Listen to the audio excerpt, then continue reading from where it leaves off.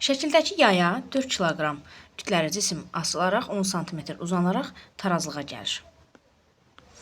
Buna görə sərbəst harmonik hərəkət etməsi üçün period neçə saniyə olmalıdır? Baxın, bu cismin ağırlığı aşağıya doğru 40 Newtondur, düzdürmü?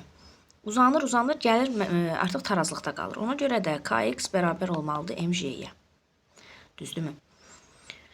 Deməli, mən buradan sərtliyi tapa bilərəm. Sərtlik bərabərdir mj bölünsün x-ə. Deməli, mj nə qədərdir? 40-dır. X də 10 sm. Deməli, metrə çevirəndə olur 0,1. Onda cavab neçə eləyir? 400 eləyir. Mən sərtliyimi tapdım. Ya periodumuzu tapaq. 2pi kök altında m bölünsün k-dan bərabərdir. 2pi bu eləyir 6 vurulsun. Kütlə nə qədərdir? 4-dür. K-da 400-dür.